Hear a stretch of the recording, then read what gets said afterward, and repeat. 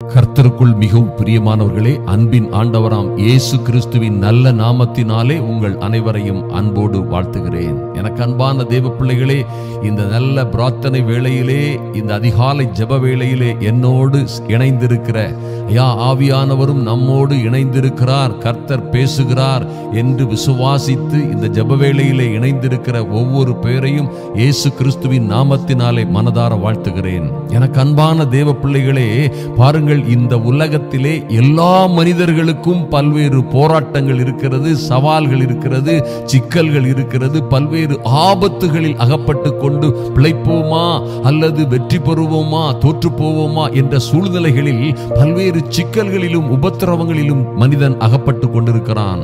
எல்லாவற்றிலும் இருந்து மீளுவதற்காக பல்வேறு பிரயாசங்களை, முயற்சிகளை, போராட்டங்களை ஒவ்வொரு பேரும் மேற்கொள்ள வேண்டியது இருக்கிறது. எந்த காரியத்தை எடுத்துக்கொண்டாலும் அதிலே ஒரு போராட்டம் இருக்கிறது.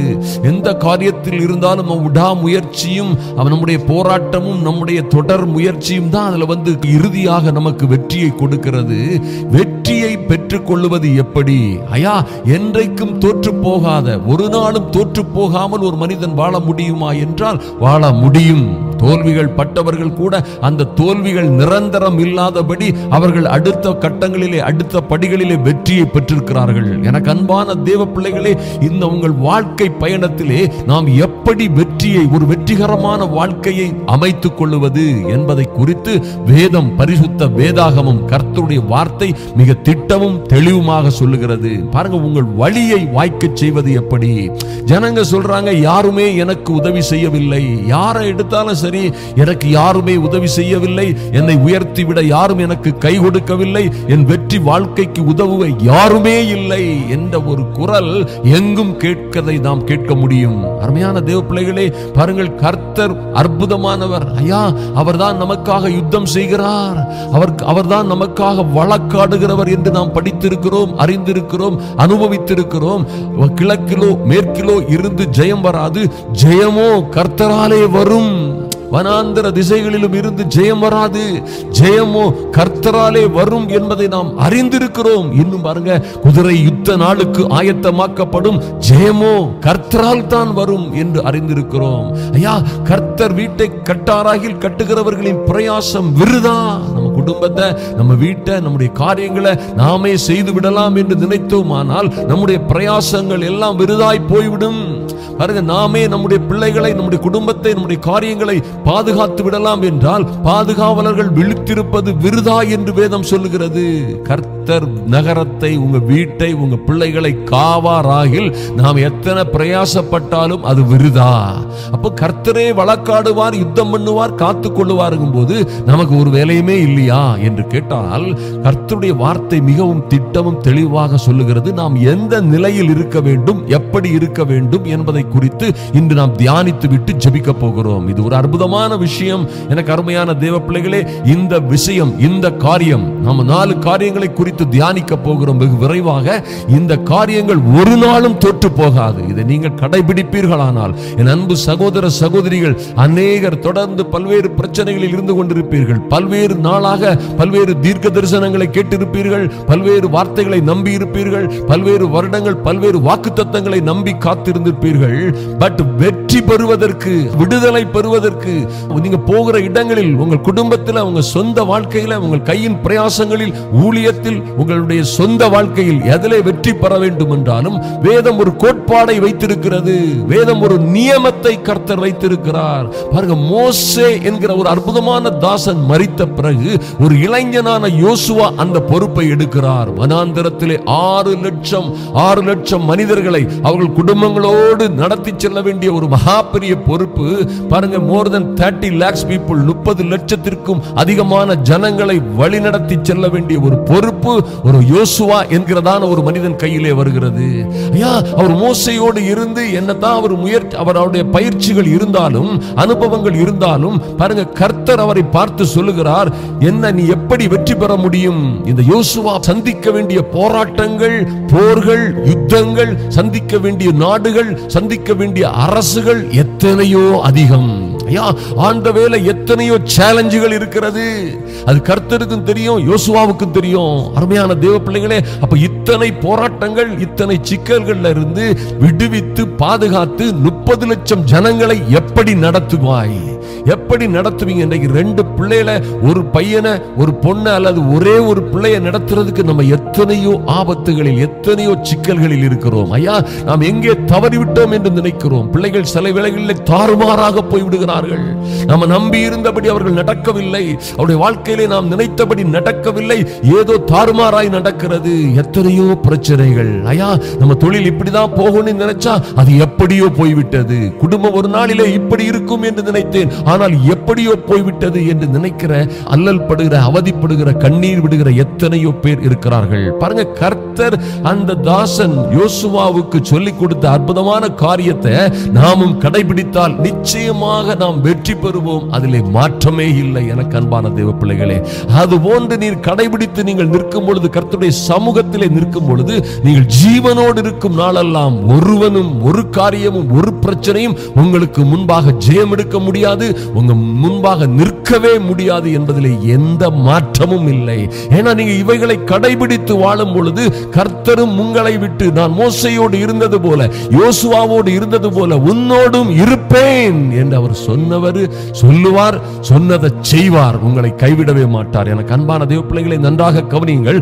யோசுவா 1ஆம் அதிகாரம் 7, 8, 9 வசனங்களை வாசித்தீங்கன்னா அவர் பாருங்க, ரொம்ப அற்புதமா சொல்லிக் கொடுக்கிறாரு. கர்த்தர் ஒரு பிள்ளைக்கு சொல்லிக் கொடுக்கிறது போல, என் தாசனாகிய மோசே உனக்கு கற்பித்த நியாய பிரமாணத்தின்படி எல்லாம் செய்ய கவனமாய் இருக்கும்படிக்கு மாத்திரம் நீ பலம் கொண்டு திடமதனாயிரு. நியாய பிரமாணத்தில் மோசே உனக்கு என்னவெல்லாம் கற்றுக் கொடுத்தாரோ அவைகளை செய்ய, நம்பர் 1, அவைகளை செய்ய கவனமாய் இருக்கும்படி மாத்திரம் நீ பலம் கொண்டு திடமனதாயிரு. வேற எதுக்கும் இல்ல. இந்த கட்டளைகள், கற்பனைகளை நீ கைக்கொள்வதிலே பலம் கொண்டு. சாதாரணமாக கைக்கொள்ள முடியாது அன்பு சகோதரன சகோதரிகளே, சாதாரணமாக முடியாது. ஐயா, பல்வேறு பிரச்சனைகள் வரும். நீங்க கர்த்தருடைய வழியில நடக்கணும், ஆவிக்குரிய ஒரு நல்ல வாழ்க்கை வாழணும், நீதி உள்ள வாழ்க்கை வாழணும்னு நீங்க நினைக்கும் பொழுதே உங்களுக்கு 1000 பிரச்சனைகள் உங்களை சூழ்ந்து வரும். அதனால தான் சொல்றாரு, அதுக்கு மாத்திரம் நீ மிகவும் பலம் கொண்டு திடமனதாய் இரு. 2வது, நீ போகும் இடமெல்லாம் அதை விட்டு வலதுபுறம் இடதுபுறம் விலகாயாக. ஐயா, நீ புத்திமானாய், நீ போகும் இடமெல்லாம் புத்திமானாய் நடந்து கொள்ளும்படிக்கு அதை விட்டு, கர்த்தருடைய வார்த்தையை, கட்டளையை, கற்பனைகளை விட்டு நீங்கள் வலது பக்கம் இடது பக்கம் விலகாமல் செல்லுவீர்களானால் நீங்க புத்திமானாய் நடந்து கொள்ளுவீர்கள், நீங்கள் உங்கள் வழியை வாய்க்க செய்வீர்கள். பாருங்க, இன்னும் இந்த நியாயப்பிரமாண புஸ்தகம் 3வது பாயிண்ட்ல சொல்றார், உன் வாயை விட்டு பிரியாதிருப்பதாக. This is very very powerful, my dear people of God. நம்ம அநேக நாட்கள்ல இதை குறித்து தியானித்து இருக்கிறோம். கர்த்தருடைய வார்த்தை உங்களுடைய வாயை விட்டு பிரியாதிருக்க வேண்டும். ஐயா, எப்பொழுதும் அந்த வார்த்தை உங்க வாயில இருக்கணும். எப்படி இருக்கணும்னு கேட்டீங்கன்னா, எப்பவும் வாயில எப்படி சார் இருக்கணும்னு கேட்டீங்கன்னா, உங்களுக்கு ஒரு ஆபத்து வரும் பொழுது, ஒரு சிக்கல் வரும் பொழுது, நீங்கள் ஒரு போராட்டத்தை, ஒரு சிக்கலை, ஒரு சவாலை அல்லது ஒரு வழக்கை சந்திக்கும் பொழுது நீங்க எடுக்க வேண்டிய ஒரு முடிவு என்ன? உங்கள் வாயை விட்டு கர்த்தருடைய வார்த்தை, கர்த்தருடைய நியமம், கர்த்தருடைய கட்டளைகள் பிரியாது இருக்க வேண்டும். ஐயா, உங்களை பாதுகாத்துக் கொள்ளவும் சரி, உங்களுக்கு விரோதமாக வருகிற சூழ்நிலைகளிலும் சரி, நீங்கள் கர்த்தருடைய வார்த்தையை பயன்படுத்த வேண்டும். அது உங்க வாயை விட்டு பிரியாது இருக்க வேண்டும். ஒருவேளை நான் இப்படியாக சொல்ல முடியும், ஒருவேளை உங்களுக்கு விரோதமாக ஆயுதங்களை உருவாக்குகிறார்கள், உங்களை கெடுப்பதற்கு அவர்கள் ஒன்று சேர்ந்திருக்கிறார்கள், உங்களுக்காக விரோதமாக அதை செய்கிறார்கள், இதை செய்கிறார்கள் என்று நீங்கள் கேள்விப்படும் பொழுது நீங்கள் சொல்ல வேண்டியது, நிச்சயமாக சொல்ல வேண்டியது, எனக்கு விரோதமாய் உருவாக்கப்படும் எந்த ஆயுதமும் வாய்க்காதே போகும். எனக்கும் என் பிள்ளைகளுக்கும் விரோதமாக, என் குடும்பத்துக்கு விரோதமாக எந்த ஆயுதத்தை உருவாக்கினாலும் அவைகள் வாய்க்காதே போகும். அது தேவனால் எங்களுக்கு கொடுக்கப்பட்டிருக்கிற சுதந்திரம் என்று நீங்கள் சொல்ல வேண்டும். அப்படின்னா உங்களுக்கு விரோதமாய் ஏற்படுத்த காரியங்கள் என்ன செய்யும்? நிச்சயமாய் அது நிச்சயமா அதில் கர்த்தர் இறங்குவார். கர்த்தருடைய வார்த்தையை கனப்படுத்துவார். ஏன்னா வார்த்தையே ஆண்டவர். எனக்கு அன்பான தேவ பிள்ளைகளே, உங்களுக்கு விரோதமாக கூட்டம் கூடுகிறார்கள் என்று ஏதோ பேசிக் கொண்டிருக்கிறார்கள். நீங்கள் சொல்ல வேண்டியது தேவனுடைய வார்த்தை. அப்படியா சொன்னாங்க, அப்படியா செய்றாங்க, அவ விளங்குவாளா? அந்த மனுஷன், அந்த குடும்பம், அவங்க குடும்பம் விளங்குமா? எனக்கு விரோதமா இப்படி செய்தா உருப்படுவாங்களா? நோ நோ நோ நோ, அப்படி பேசக்கூடாது. நீங்கள் பேச வேண்டியதெல்லாம் கர்த்தருடைய வார்த்தை உங்கள் வாயை விட்டு பிரியாது இருக்க வேண்டும். என்ன பேசலாம்? எனக்கு விரோதமாய், என் பிள்ளைகளுக்கு விரோதமாய் கூட்டம் கூடுகிறார்களோ, ஐயா எவர்கள் எனக்கு விரோதமாய் கூட்டம் கூடுகிறார்களோ அந்த கூட்டம் கர்த்தரால் கூடுகிற கூட்டம் அல்ல. அவர்கள் ஒரு நாளிலே என் பட்சமாய் வருவார்கள். நீங்க சொன்னீங்கன்னா அங்க கர்த்தருடைய வேலை நடக்கும். கர்த்தருக்கு பிரியமா பேசுறீங்க, வெற்றிகரமான வாழ்க்கைக்கு நீங்க வாழ்ந்து செழித்திருப்பீர்கள். நிச்சயமாக மாற்றமே இல்லை. மந்திரவாதம் சொன்னா நீங்க சொல்லணும், எங்களுக்கு விரோதமான மந்திரவாதமும் இல்லை, குறி சொல்லுதலும் இல்லை என்று நீங்க உற்சாகமாய் சொல்ல வேண்டும். உங்களை எரிச்சல் மூட்டுகிற நேரங்களில் கர்த்தருடைய வார்த்தையை தியானித்து ஆவியின் கனிகள் வெளிப்படுகிற பிள்ளைகளாய் நீங்கள் மாற வேண்டும். அருமையான தேவ பிள்ளைகளை, உங்களை கோபம் மூட்டுகிற சமயங்களில், உங்களை எரிச்சல் மூட்டுகிற சமயங்களில், ஐயா உங்களுக்கு ஆபத்து வரும் பொழுது நீங்கள் கர்த்தருடைய வார்த்தையை என்ன செய்யணும்? உச்சரிக்க வேண்டும். அதற்காக கர்த்தர் என்ன சொல்லி இருக்கிறாரோ அதை நீங்கள் கீழ்ப்படிய வேண்டும். உங்களுக்கு சத்துருவாய் வருகிற மனுஷனுக்கு முன்பாக சத்துருவை சிநேகிக்க கர்த்தர் சொல்லி இருக்கிறார். அதன்படி நீங்கள் நடக்க வேண்டும். அப்படியாய் நீங்கள் நடக்கும் பொழுது நீங்க என்ன செய்றீங்கன்னு கேட்டீங்கன்னா, எந்த நியாய பிரமாணத்தின் வேத சட்டங்கள், நியமங்கள், அவருடைய கற்பனைகள் உங்கள் வாயை விட்டு பிரியாது இருக்கும் பொழுது நிச்சயமாக நீங்கள் வெற்றியை தான் பெறுவீர்கள். இது கர்த்தருடைய கட்டளை. நான்காவது பாருங்க, இதில் எழுதி இருக்கிறபடி எல்லாம் செய்ய கவனமாய் இருக்கும்படிக்கு. ஐயா அவர் சொன்ன கற்பனைகள் கட்டளைகளின்படி, இதில் எழுதி இருக்கிறபடி எல்லாம் செய்ய நீ கவனமாய் இருக்கும்படி இரவும் பகலும் அதை தியானித்துக் கொண்டிருப்பாயாக. அருமையான தேவ பிள்ளைகளே, இது 4வது பாயிண்ட், ரொம்ப முக்கியமான பாயிண்ட். அவர் கர்த்தர் சொல்லுகிற கர்த்தருடைய கட்டளைகள், கற்பனைகள், நியமங்களின்படி நடப்பதற்காக, அதன்படி செய்வதற்காக என்ன செய்யணுமா? அதன்படி செய்வதற்காக இரவும் பகலும் அதை தியானித்துக் கொண்டிருப்பாயாக. அதை செய்வதற்கு நீ கவனமாய் இருக்கும்படி தியானிக்க வேண்டும். தியானிச்சா மட்டும் போதாது, அதன்படி செய்ய வேண்டும்.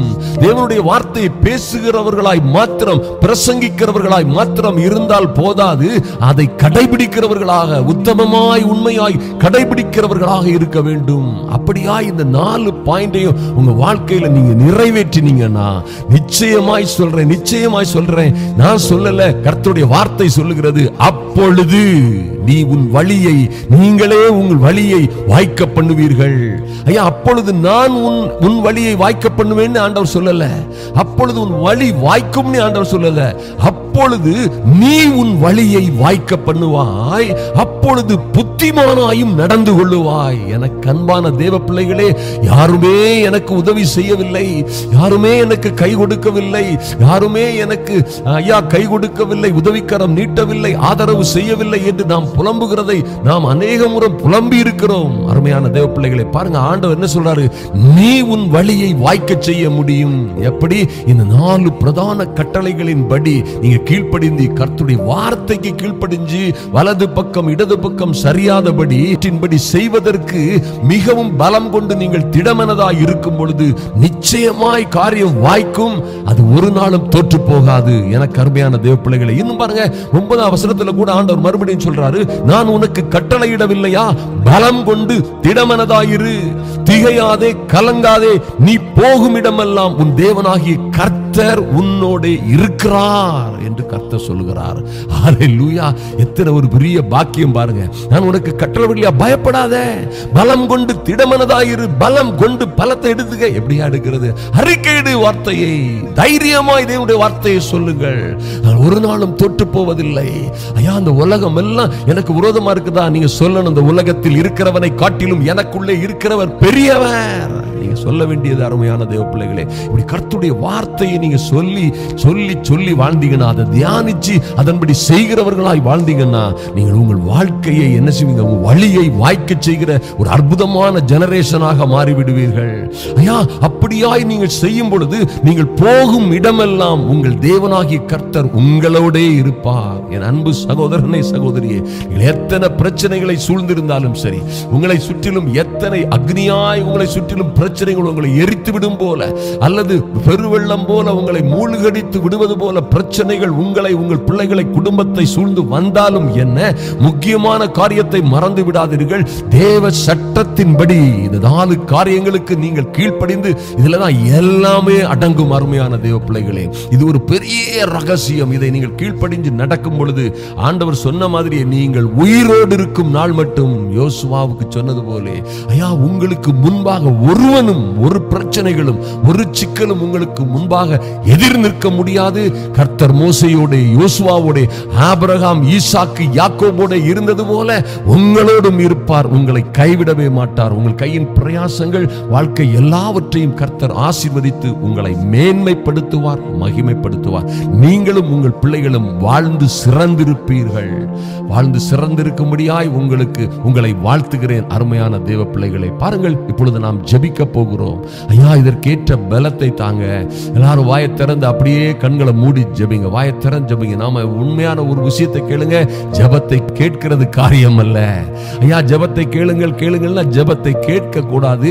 ஜெபத்தை கேட்டுக்கொண்டே அந்த ஜெபத்தோடு நாமும் ஜெபிக்க வேண்டும். அருமையான தேவ பிள்ளைகளை, தேவ கட்டளைகளை நாம பேசும்போதே ஜெபிக்க நீங்க ஆரம்பிச்சிடலாம். ஜெப நிலையிலேயே கேளுங்கள்.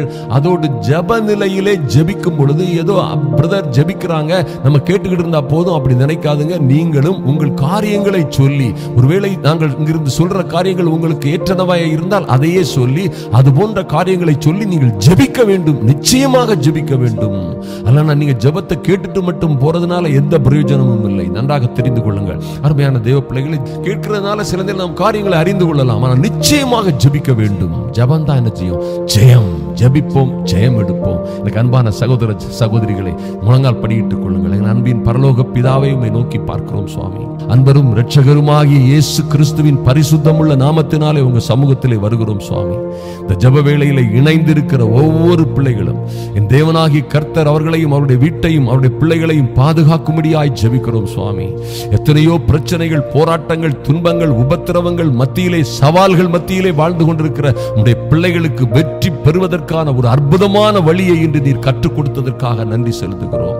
என் தேவனாகிய கர்த்தர் ஐயா உம்முடைய பிரமாணத்தின்படி, உம்முடைய கற்பனைகள், கட்டளைகளின்படி செய்ய கவனமாய் இருக்கும்படி, மிகவும் பலம் கொண்டு திடமனதாய் இருக்க இவர்களை பலப்படுத்துவீராக. அதற்கேற்ற ஒரு பெரிய அபிஷேகம் இவர்கள் மீது ஊற்றப்படும்படியாய் ஜெபிக்கிறோம் சுவாமி. இவர்கள் போகிற இடங்களில் எல்லாம் புத்திமானாய் நடந்து கொள்ளும்படிக்கு ஐயா உம்முடைய கற்பனைகளை விட்டு நாங்கள் வலதுபுறம் இடதுபுறம் சரியாதபடி எங்களை செம்மையான பாதையிலே கொண்டு நடத்தும்படியாய் ஜெபிக்கிறோம் சுவாமி. உமக்கு பிரியமில்லாத எந்த வார்த்தையும் பேசாதபடி, ஐயா உமக்கு பிரியமில்லாத எந்த காரியத்திலும் கையிடாதபடி, யாருக்கும் விரோதமாய் பேசாதபடி, யாரையும் குறை சொல்லாதபடி, ஐயா உம்முடைய நியமங்களை, கற்பனைகளை, கட்டளைகளை கை காத்து நடக்கிற பிள்ளைகளாய் எங்களை பலப்படுத்தும்படியாய் ஜெபிக்கிறோம். அன்பு சகோதரிகளுக்காக, சகோதரர்களுக்காக உங்க சமூகத்திலே வருகிறோம் சுவாமி. உங்கள் வாயை விட்டு பிரியாதிருப்பதாக என்று சொன்னது போல ஐயா பரிசுத்த ஆவியானவர் பிள்ளைகளை நடத்தும்படியாய், பிள்ளைகளுக்கு அதற்கு ஏற்ற ஞானத்தை, புத்தியை, அதற்கேற்ற ஒரு அபிஷேகத்தை பரிசுத்த ஆவியானவரே கொடுத்து நடத்தும்படியாய், அதற்கேற்ற சமயோசித்த புத்தி அவர்களுக்கு உண்டாகும்படியாய் கல்விமானின் நாவை கர்த்தர் ஒவ்வொரு பேருக்கும் கொடுக்கும்படியாய் ஜெபிக்கிறோம். என் தேவனாகிய கர்த்தர் ஐயா உம்முடைய கற்பனைகளில், கட்டளைகளில் எழுதியிருக்கிறபடி அவர்கள் செய்வதற்காய் இரவும் பகலும், அதிகாலை வேளையிலும் நடு இரவு வேளையிலும் அப்பா எப்பொழுதும் உம்முடைய வசனத்தை, உம்முடைய கற்பனைகளை தியானித்து அதன்படி செய்ய அக்கறை உள்ள பிள்ளைகளாய், அதன்படி செய்ய கவனமாய் இருக்கிற பிள்ளைகளாய் இவர்களை பலப்படுத்தும்படியாய் ஜெபிக்கிறோம் சுவாமி. நன்றி செலுத்துகிறோம். பலவீனமான சகோதர சகோதரிகள் இருக்கிறார்கள். என் அன்பின் பரலோக பிதாவே, பல்வேறு உபத்திரவங்கள், கஷ்டங்கள், பல்வேறு ஆபத்துகள், ஐயா பல்வேறு சிக்கல்களிலே அகப்பட்டு தத்தளித்து சஞ்சலத்தோடு காணப்படுகிற என் அன்பு சகோதர சகோதரிகளுக்காக என் தேவனாகிய கர்த்தர் இவர்களை ஆற்றி தேற்றி அரவணைத்துக் கொள்ளும்படியாய் ஜெபிக்கிறோம். பரிசுத்த ஆவியானவரே துணையாளராய், ஐயா துணையாளராய், உதவியாளராய், ஆஸ்வாச பிரதனாய், தேற்றரவாளனாய் இருந்து இவர்களை பலப்படுத்தி பாதுகாக்கும்படியாய் ஜெபிக்கிறோம் சுவாமி. உம்முடைய சட்ட திட்டங்களின்படி, ஐயா உம்முடைய கற்பனைகளின்படி, நீதியின்படி நடந்து, ஐயா அதில் மாத்திரம் அதைகளை செய்கிறதிலும், அதை தியானிக்கிறதிலும், அதை வாயினாலே அறிக்கையிடுகிறதிலும் ஒரு புதிய பலம் உண்டாகட்டும். திகையாமல் கலங்காமல் ஐயா இவர்கள் உம்முடைய சமூகத்திலே வைராக்கியமாக உம்மை நம்பி விசுவாசித்து நிற்கிற ஒரு புதிய ஜெனரேஷனாய், புதிய சந்ததியாய் இவர்களை மாற்றும்படியாய் ஜெபிக்கிறேன். என் தேவனாகிய கர்த்தர் ஐயா இப்படியாய் செய்ய நினைக்கிற பிள்ளைகள் ஐயா இவர்கள் போகிற இடத்தில் எல்லாம், இவர்கள் பிள்ளைகள் நடமாடுகிற போகிற இடத்தில் எல்லாம் ஐயா இவர்கள் கையிட்டு செய்கிற காரியங்கள், ஊழியங்கள் ஐயா, கை பிரயாசங்கள், தொழில்கள் எல்லாவற்றிலும் என் தேவனாகிய கர்த்தர் கூடவே இருக்கும்படியாய் ஜெபிக்கிறோம் சுவாமி. பெரிய ஆச்சரியமான அற்புதமான மாற்றங்கள் இவர்கள் வாழ்க்கையிலே வரும்படியாய் ஜெபிக்கிறோம். அதற்கு விரோதமாய் இருக்கிற எல்லா சத்துருவின் வல்லமைகளையும் எல்லா பிசாசின் தந்திரங்களையும் இயேசு கிறிஸ்துவின் நாமத்தினாலே நிர்மூலமாக்கி போடுகிறோம். அப்பா நன்றி செலுத்துகிறோம். இவர்கள் ஜீவனுள்ள நாளெல்லாம் ஐயா என் அன்பு சகோதர சகோதரிகளும் அவர் பிள்ளைகளுக்கும் ஜீவனுள்ள நாட்கள் எல்லாம் ஒருவனும் ஒரு பிசாசும் ஒரு பிரச்சனையும் ஒரு உபத்திரமும் இவர்களுக்கு முன்பே நிற்காதபடி எல்லா சத்துருவின் வல்லமைகளையும் சத்துருவையும் கர்த்தர் எழுந்தருளி சிதறடிப்பீராக. நன்றி செலுத்துகிறோம். கர்த்தருடைய சமூகம் இவருடைய காரியங்களுக்கும் இவருடைய பிள்ளைகளுக்கும் முன்பாக கடந்து செல்லும்படியாய் ஜெபிக்கிறோம் சுவாமி. இவர்களை ஆற்றி தேற்றி அரவணைத்துக் கொள்வீராக. பெரிய காரியங்களை செய்வீராக. வரும் நாட்களிலே தொடர்ந்து உம்முடைய சமூகத்திலே ஜெபிப்பதற்கு இன்னும் அதிகமான பலத்தை ஐயா, இது இன்னும் அதிகமான ஞானத்தை, பரிசுத்த ஆவியானவரின் அபிஷேகத்தை ஒவ்வொருவர் மீதும் ஊற்றுவீராக. பரிசுத்த ஆவியானவரே துணையாளராய், தேற்றரவாளனாய், ஆஸ்வாச பிரதனாய், அப்பா உதவியாளராய் கூட இருந்து நடத்தும்படியாய் குடும்பங்களை பொறுப்படுத்திக் கொள்ளுங்க, பாதுகாத்துக் கொள்ளுங்க, கிருபைக்குள்ள மூடி மறைத்துக் கொள்ளுங்க. அன்பின் ஆண்டவராம் இயேசு கிறிஸ்துவின் நல்ல நாமத்தினாலே ஜெபிக்கிறோம் எங்கள் அன்பின் பிதாவே. ஆமென், ஆமென். கர்த்தர் உங்களை ஆசீர்வதிப்பார், கைவிடவே மாட்டார். அருமையான தேவ பிள்ளைகளை நிச்சயமாக கைவிட மாட்டார். 4 பாயிண்டும் ரொம்ப அற்புதமானது. யோசுவா எங்கும் எதிலும் தோற்றதே இல்லை. ஐயா, மனுஷன் கர்த்தரோடு இருக்கும்போது பாருங்க, ஜீசஸ் நெவர் ஃபெயில்ஸ் நம்ம கேள்விப்பட்டிருக்கிறோம். Jesus never fails. இயேசு ஒருபோதும் தோற்று போக மாட்டார். உங்களுக்குள்ளேயே எனக்குள்ளே இயேசு இருக்கும்போது நாம எப்படி தோற்று போக முடியும்? உங்களுக்குள்ள நாம தோற்று போகலாம், நீங்களும் நானும் சில வேளைகளில் தோற்று போகலாம். உங்களுக்குள்ளும் எனக்குள்ளும் கிறிஸ்து வாசமாய் இருக்கும் பொழுது எப்படி நாம் தோற்று போக முடியும்? நீங்கள் தோற்று போவதே இல்லை. ஜெயம் எடுப்பீர்கள். ஜெயிப்பதற்கென்றே நீங்கள் பிறந்தவர்கள்.